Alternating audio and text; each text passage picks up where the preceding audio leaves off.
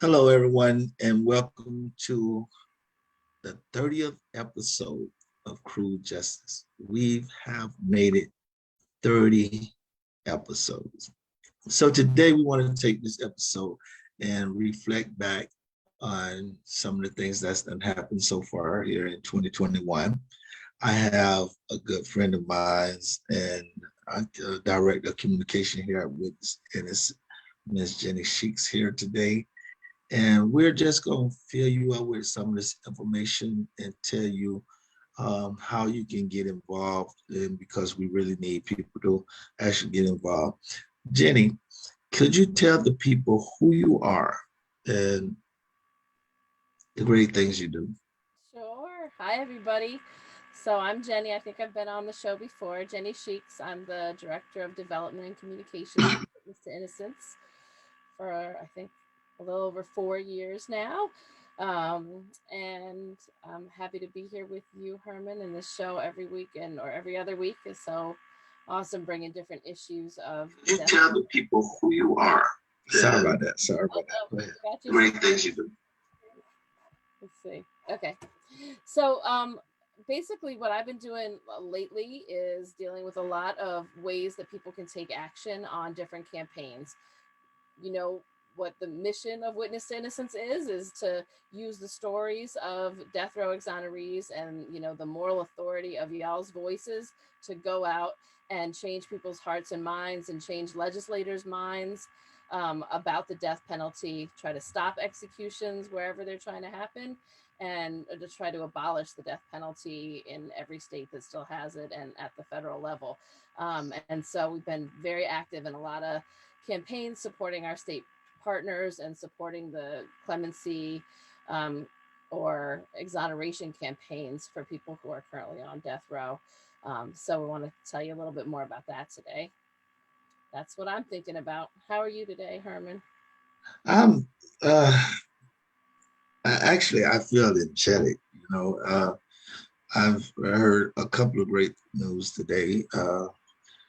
Some of which we cannot talk about, but it's some great movement that happened today in this campaigns of abolishing the death penalty and innocent cases.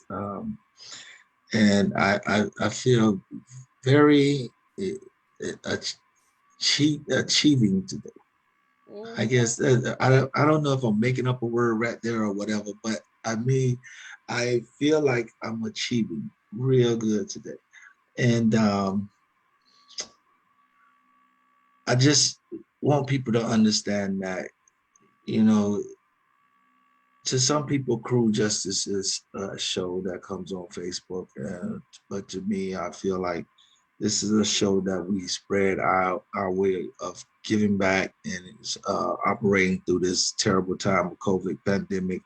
And the information that we're sending out is so important that that people can, it's our way of still educating. So Jenny, it's a couple of things that also on your end. um where should we start? All right. Well, why don't we start with abolition campaigns since that's the heart and soul of what we do. Mm-hmm. We had some great success, as everybody knows, in Virginia being the first state to abolish, the first Southern state to abolish the death penalty.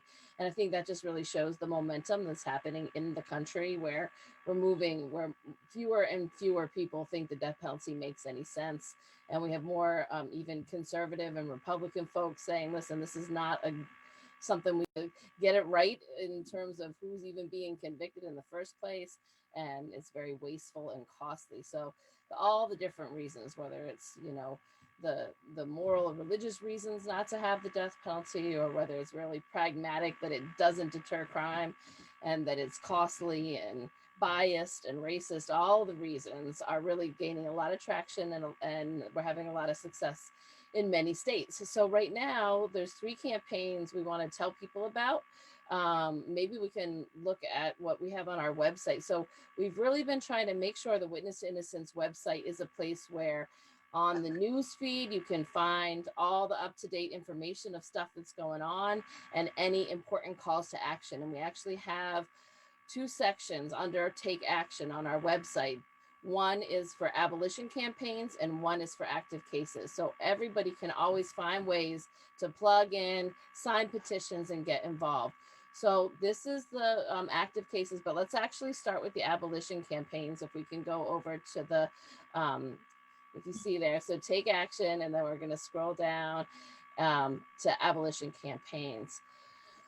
So the first one is at the federal level. There's really great movement. So partly it was because the whole country really woke up to the issue of the federal death penalty at the end of the last administration, because so many people were executed. It was this execution spree. I know we talked about it on the show, where the federal government actually executed more people than the states combined, and that hasn't happened before, right? So because of that, people have really jumped on board with, let's go ahead and abolish the federal death penalty. We'll add to that President Biden, in his campaign platform, actually said he was opposed to the death penalty. And the one reason he gave for why we need to abolish is the chance of executing an innocent person. And so we've really been trying to take the fact that he said that and really use who we are as Witness to Innocence, being an organization of death row exonerees, to hold him accountable to that, everything he said during his campaign. So on the abolition campaigns page of our website, we have Abolish the Federal Death Penalty and this Take Action button. There's actually two bills right now introduced by two different people, two different congressional reps. They both have over 70 co-sponsors, and one of them is bipartisan and has Republican co-sponsorship as well. And so those are gaining momentum, and you can, when you take action here, you can actually send an email directly to your representative asking them to co-sponsor each of those bills. And you can also send an email to President Biden asking him to commute death row. So whereas abolition of the death penalty is as something that the Congress, and the Senate have the power to do rather than the president has power right now to just commute the sentences of people on federal death row and clear the row. And so there's a big push to make that happen. It was something people wanted to see happen in the first 100 days. So we've been putting the pressure on, and with that Take Action button, you can do that. What do you have any thoughts on the federal death penalty? No, I just want to piggyback on talk a brief second about the Biden campaign. The other day I was on BNC News, BNC Black News, and I was asked the question, do you think Biden gonna hold up to what he's saying? And I want people to understand that I personally do believe that Biden is gonna hold up to what he stands. Right now he has issues where he's trying to get America back on track. He's trying to get people their stimulus. He's trying to get a lot of things, but I don't believe he's put this on a back burner. And I do believe as long as he's thinking about this issue and dealing with this issue, I don't think he'll allow another federal execution. So I just wanted to say, for those that wanting to know, is Biden gonna hold up? I just ask that we give him patience, and believe me, I sincerely think that he's gonna succeed. Well, I think that's great, and I hope so. And all we can do is keep putting on the pressure, raising our voices, getting as many people to get in touch with the administration and with their congressional reps, and just keep showing them how much we want the death penalty abolished, and that's how change will happen. Keep it on his mind. Exactly. Help us keep it on his mind. Exactly. Can't forget. So then next up on our little webpage here is abolition in Ohio. So the Ohio legislature actually has a 2-year session.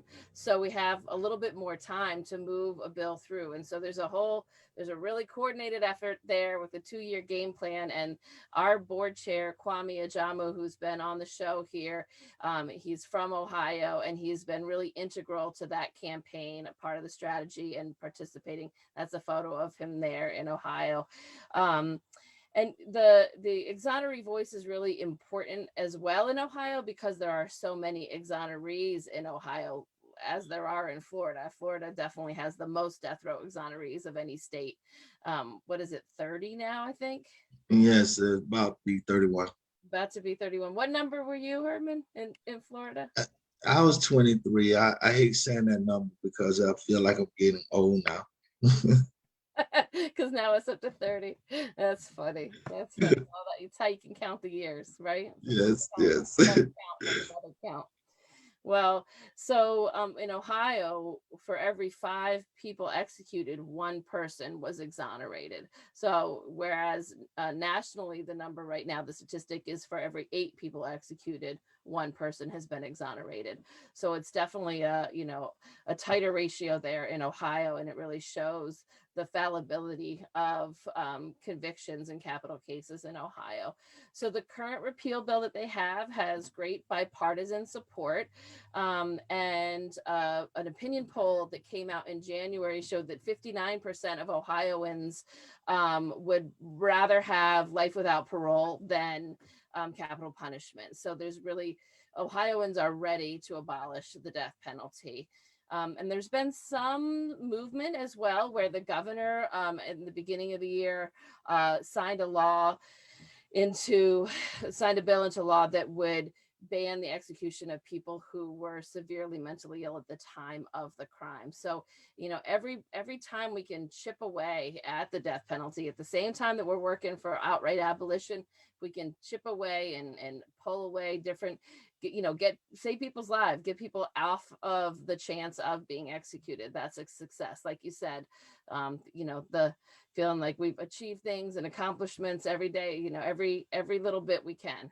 And so that's some of the successes in Ohio. And if you click on the Take Action button on our website in that Ohio section, again, there's an action where Ohioans can contact their legislators and ask them to support the bill, the repeal bill.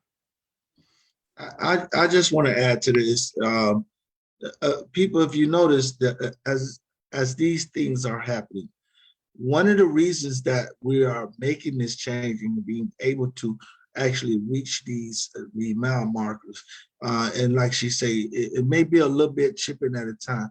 The reason we're able to make this to this point is because we have so many great people out there, and I want to thank all of you who've been supporting us and all of you that is choosing to join us. But the only way to make this change is to have everybody supporting to abolish the death penalty, everybody taking actions here, as Jennie say, and it's very important that every time I speak, and it happens to a lot of us that are exonerees, people say, "Oh, we're sorry. We're so sorry what happened to you," and then they ask what they can do, and we tell them what they can do, and then they don't do it.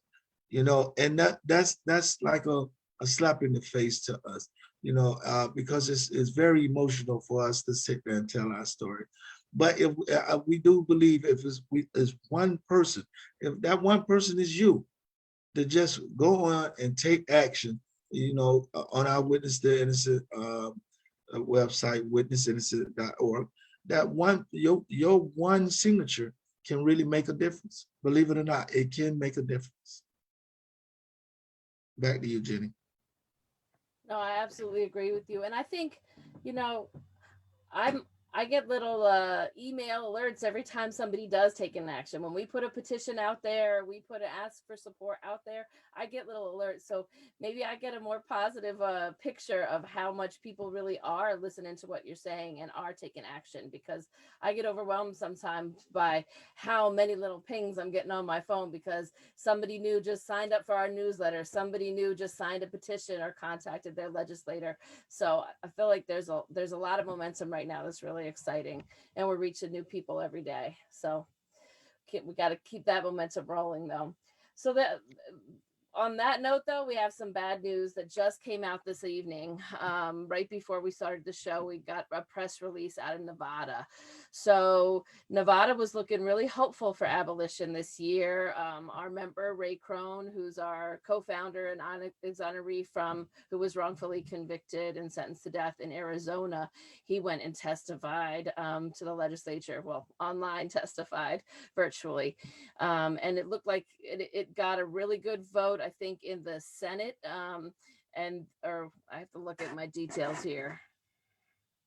No, it was the opposite, right? So it got a good vote, and then boom, turned around, and now the governor is squashing it. So let me just read from this press release because it's really disappointing. We were really hopeful about Nevada, and now it looks like it's just dead in the water for the rest of this session. We'll have to start over again next legislative session. So this is a press release from the Nevada Coalition Against the Death Penalty, our dear friends and partners over there. And it said, as momentum for repealing Nevada's death penalty grew and dozens of organizations from across the state and country joined the effort to end capital punishment, Governor Sisolak and Majority Leader Nicole Cannizzaro decided to block any effort to give the bill, AB 395, a fair public hearing. The Nevada Coalition Against the Death Penalty and our partners consider this undemocratic decision unacceptable, given there is ample time left in the session to hold a public hearing in the Senate Judiciary Committee. The hearing in the Assembly showed broad community support. That's what I was trying to remember. The hearing in the Assembly showed broad community support for the bill and resulted in a unanimous Democratic consensus and a 26-16 vote out of the Assembly on April 13th. And the Senate has had nearly a month to consider the bill already. The bill's received unprecedented support from Nevadans, ranking 7th in the list of bills receiving the most favorable support. And support has outweighed opposition 3-1. So I think in a state like Nevada, that's really huge success. And for it to be that promising, to have such a strong 26-16 vote out of the Assembly, and then just to have the governor and the majority leader say, forget it, we're done. We can't move forward on this. We're not even going to discuss it. We're not going to hold a hearing where there's going to be no votes. It's over, forget about it, is really, really, really disappointing. And I'm still grappling with that news today. And what people need to understand is that this is something that's consistent. Right here is not where it ends. For years, Colorado, we had to go through the same thing. West Virginia, we had to go through the same thing.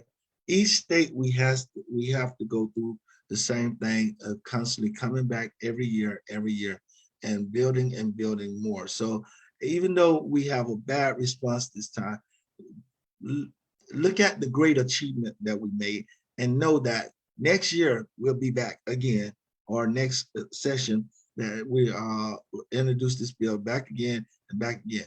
The thing about politics that I hate, though, is because most politicians choose to not hear a bill only because of what their colleagues think or what they feel the voters won't vote for them no more.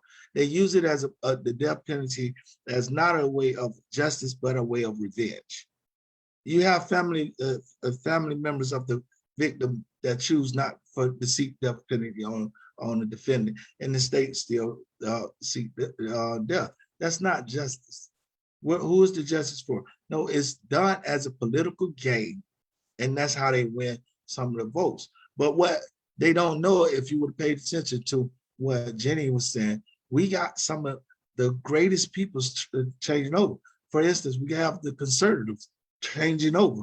We have people in the community standing up now. So now he's going to understand that we also educate on people on who they need to vote for. We don't tell you who to vote for, but we educate you on how to look at those issues that you need to pay attention to. What the person that is running on that campaign is down with, or if he's opposing it. And we encourage you to take time out to see who you are voting for so that we can have someone that in office that cares about a life more than what people would think of him. That sums it up. Yeah, you're absolutely right.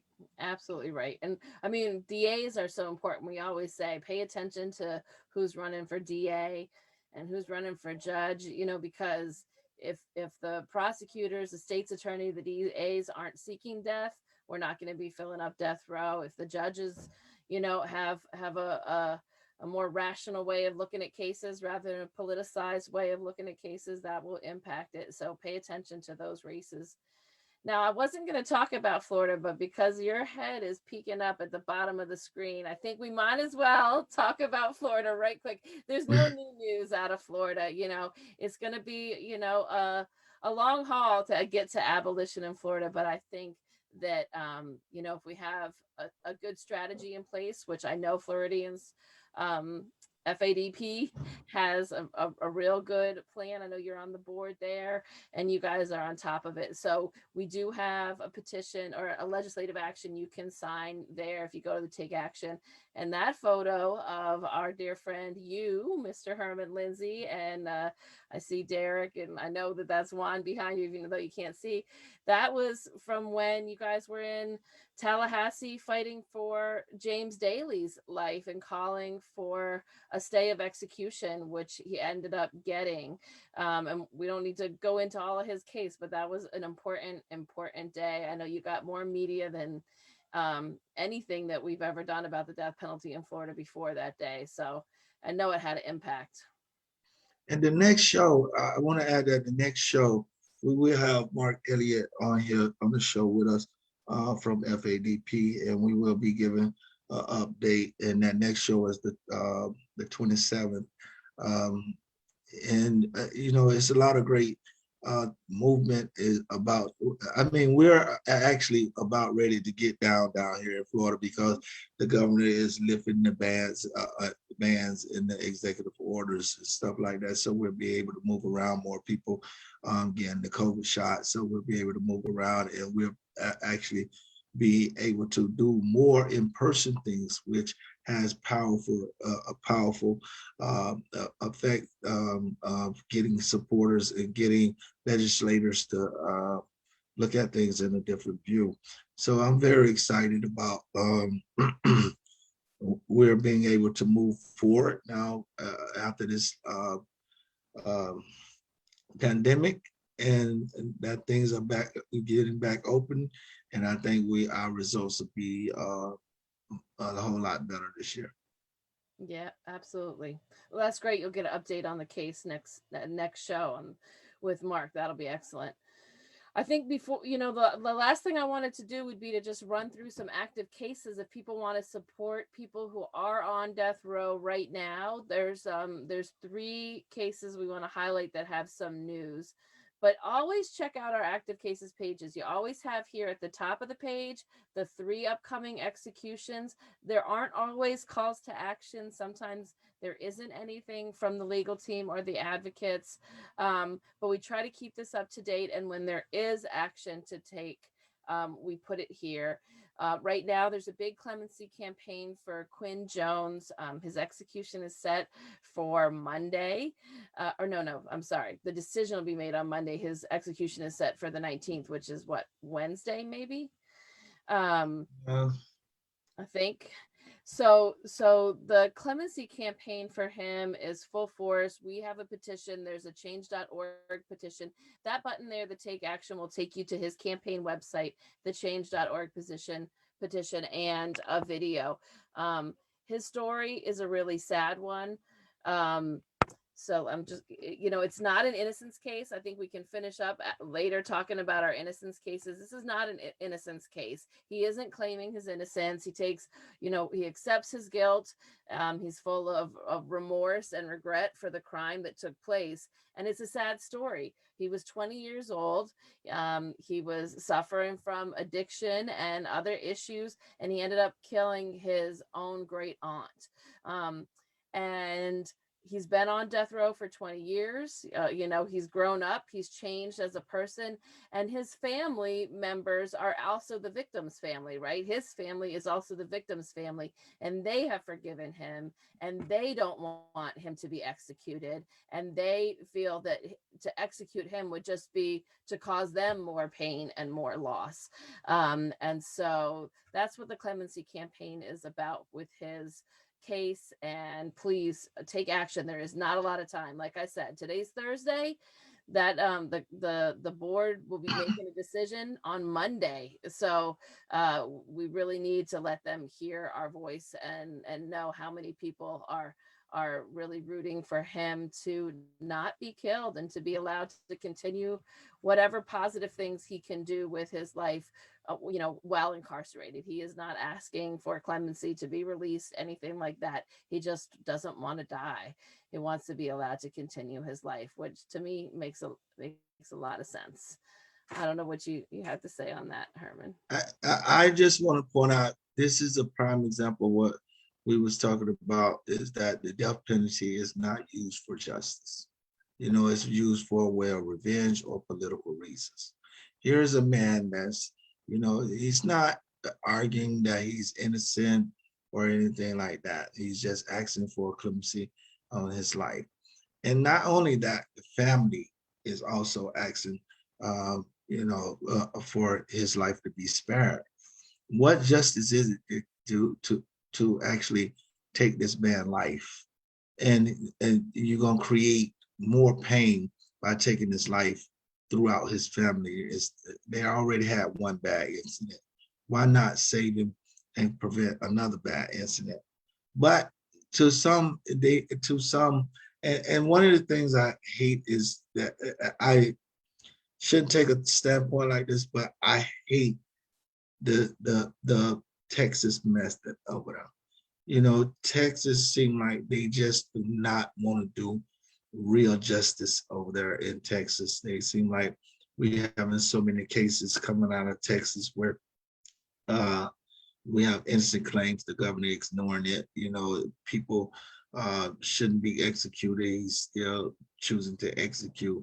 And he's like a cold person, and I don't understand how he's still in office. But that is my personal opinion. Not offer witness the innocent. This is my personal opinion, and I'm just trying to tell it how it is.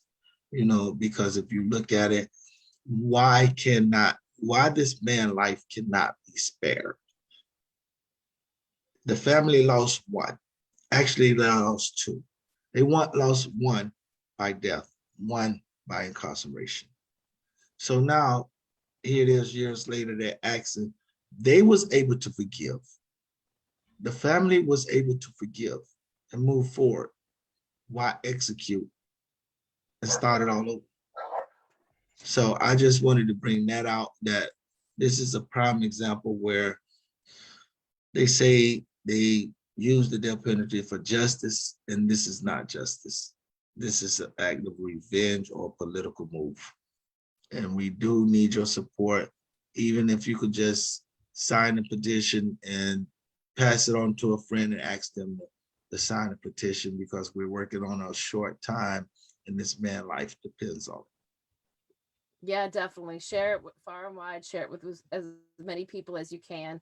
And it has, what is that, over 122,000 people have signed so far. So I think when it and hits, we're moving up. Hmm? And we're moving up right We're as we moving up speak. each second. And I heard today that when it hits major milestones, it sends an automatic alert to the governor or the target if it's the clemency board, the Texas Board of Pardons and Paroles. So let's get it to that 150,000 mark, and let them hear that number, and hopefully that will have some impact on them. But like you said, it's hard in Texas, and it's hard to keep up hope in Texas. And I know it's hard for the folks on death row in Texas to keep up hope, because it's a pretty sad scene there. I know are we running out of time? Can I talk about a couple more cases on our active cases? Let's go. I know you always don't care about the time. I was almost joking with that one. Um, So just real quick, we often talk about Julius Jones. I know you've had folks from his campaign here recently. So the only update to say is that his hearing has been moved to September to give both sides more time to gather information, which is not a bad thing. But the disappointing thing is that the board is saying that he's not going to be able to be present at the hearing. And so what the campaign is asking is that people send him some letters of encouragement, and maybe we can post in the comments the address, but also if you go on our website is a link to his campaign. If you scroll down, I think the learn more about his case button, that'll take you to his campaign website where you can find the address. But people are writing to him and trying to encourage him. And so if that's something you can do, and there is also a petition as well that you can do. And then real quick down to Purvis Payne's case, there's been some good developments in the last couple of weeks. So basically up until a couple weeks ago, there was no way to have a case be reviewed for intellectual disability. So, the U.S. Supreme Court declared in 2002 that it was against the 8th Amendment of the Constitution to execute someone with an intellectual disability, that it was a cruel and unusual punishment and couldn't be done. So that's that's coming out of the Supreme Court. But there in Tennessee, people weren't able to there wasn't a process for people to have their case reviewed for those claims of intellectual disability. And a couple of weeks ago, a bill passed in Tennessee, and now it is up. You can have your case reviewed. And so Purvis's team has quickly put together a petition for that. And we really hope that that will be successful in getting him off of death row while they continue to work on the innocent side to present his claims of innocence and hopefully have him exonerated and bring him home. So you can, we have actions there you can take, and also, again, the link to the website where you can learn more about his story and absolutely share his story with as many people as you can. So that's it on active cases. The only other thing is out of Tennessee, there was some bad news on the Sedley Alley case. Sedley Alley is a case where he had strong innocence claims, but was actually already executed in 2006. Our executive director, Kirk Bloodsworth, was there with Sedley, fighting for him and working on his case, trying to advocate for him to get the DNA testing that he deserved. But Tennessee did execute him. And so now his daughter, April, has been petitioning the court through the Innocence Project, has been supporting that to try to get the DNA tested posthumously. And I think it was just earlier this week, the court said, nope, we're not going to test the DNA. So that's a really disappointing outcome. And you can guess why they don't want to test the DNA. So we just should not be executing people in this country, period. And we sure shouldn't be executing people without testing DNA and even being sure of guilt or innocence. It's just terrible. And it's disappointing that for Sedley Alley's case. And it's also, just like you were saying about Texas, there you have Purvis also on death row in Tennessee, the same area where they're now denying this posthumous DNA testing in the Sedley Alley case. And I just was reading last night. I can't remember his name. It's another case, and I think it's out of Texas, which the person was executed. And now they found that the DNA don't match his. I was just reading about it. I was trying to look it up real quick, but my brain is so fried with so much work. But I will make sure I mention it on the next show, because this is something that is crazy coming up now. Before we used to speak about, you cannot guarantee that you won't kill an innocent man. Now we're beginning to get things that can show proof that you have been killing innocent people with this death penalty. And quite naturally, they try to do what they can do as legislators to block it, or the higher courts to block it, when they need to understand that half of them that's in office now was not there when this crime was prosecuted or happened and the sentence was handed down. So they're not responsible for it, but they should be responsible enough to say, okay, I've got in this office now. Let me fix this. Let me go ahead and say, okay, if this need to be fixed, let it be fixed. Absolutely.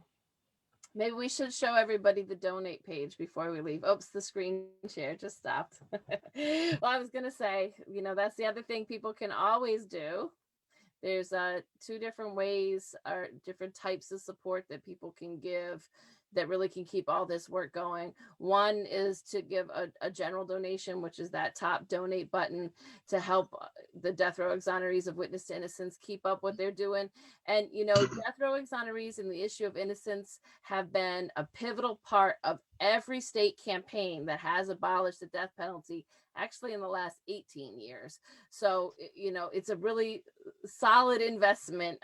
Supporting folks like Herman getting out and telling their story is actually abolishing the death penalty one state at a time. So that's definitely a super big, helpful way that you can make sure that the work keeps going on. And then if we just scroll down, the other thing that's super important is to donate to the emergency fund, which directly supports death row exonerees. So, most exonerees do not get any compensation. I know we've covered this on the show before, but how can you go out and be a strong advocate for abolition if you're worrying about your day-to-day needs of keeping food in the house or keeping your lights on or keeping transportation available to get to the places that you need to go? And so the emergency fund helps with those basic needs that come up, medical expenses, etc., and enables the death row exonerees of witness to innocence to have, a more stable situation to then go out and be the advocates that are making all the change that they're making. So you can donate directly to the emergency fund, and then your donation will 100% go to a death row exoneree that has an emergency need.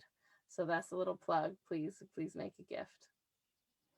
And I'm not going to comment on that. And the reason I'm not going to comment on that, because I think you explained that so perfectly well that I don't think I can compete with that one. You just took over the show there. Now, I don't think I can compete with that one because it's actually what it is. So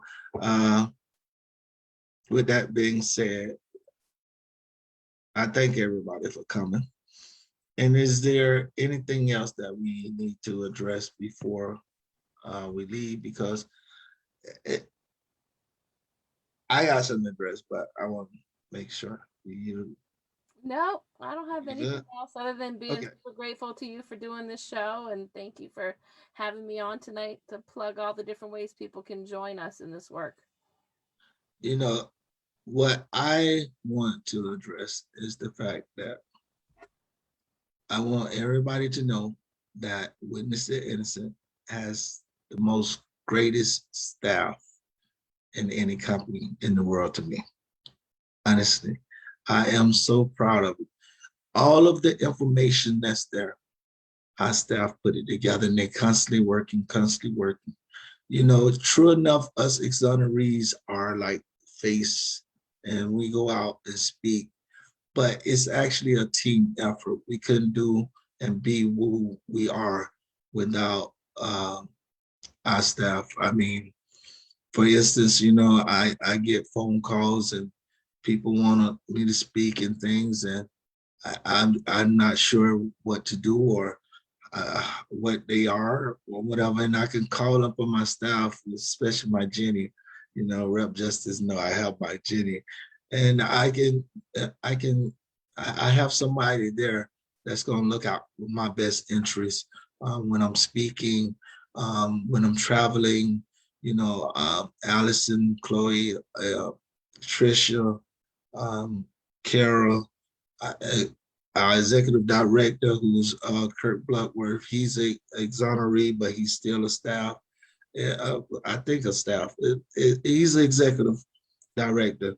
And he's always right there, quick to respond to anything that need to be approved, or we would need to move on. So I just want to give the staff at Witness to Innocent a round of applause, because believe it or not, they have to deal with our board all the time, because we do have mental issues at times, and they have to deal with our good time. But most of all, no matter what we're going through, they help us come out of it, and they help us to stand strong and be able to smile even when we don't feel like smiling. So I want to thank all of y'all for that. You know, Chloe, Allison, I know you're all in there. One day I'm gonna get you to show your face. I'm gonna actually get Trisha out here one day. If that would That's be, a good idea. You should. You should. get Trisha out here one day, Carol. And just to witness in the staff and let people meet the people behind this great work. The keeping up the date, getting us involved in things, and you guys don't know, if nobody ever tell you, from Herman's point of view, y'all are the greatest staff in any company that I know of. Oh, thank you so much. Thank you. Well, I think the thing I know that's true for every single one of our staff members, and why we are the team where we are, is because we really all believe in the leadership of death row exonerees. And that's what we love about Witness to Innocence. Having death row exonerees leading our board and leading our staff and leading the way in the work that we do. Why did we start getting involved in innocence cases? Because a death row exoneree member asked us to. Why are we involved in these different states? Because the death row exonerees are involved in these states. So we follow your leadership, and that's what keeps me going every day with the work, with the ups and downs of everybody's day job, right? Is y'all's leadership makes all the difference in the world. So I can go in a debate with you, but I'm not going to do this here on national Facebook. Because I do believe that I do. I mean, I understand where you're coming from and the way you feel, but what people have to understand is, from where we used to be as Witness to Innocent to what we are now. I think it's not all about leadership from one direction. Everybody is owning up and leading in their own way, and it's just collaborating together like a sweet team, that's just like a Super Bowl team that's unbeatable. So I think that, I do agree with everything you're saying, but I personally feel that being here with this organization all this long time, that each member, each staff member, each member of the board has taken upon themselves and doing this with so much passion. To everyone are leaders, and the leadership has just an amazing combination together, like an unbeatable team. I won't argue with you there. Sounds good. Thank you.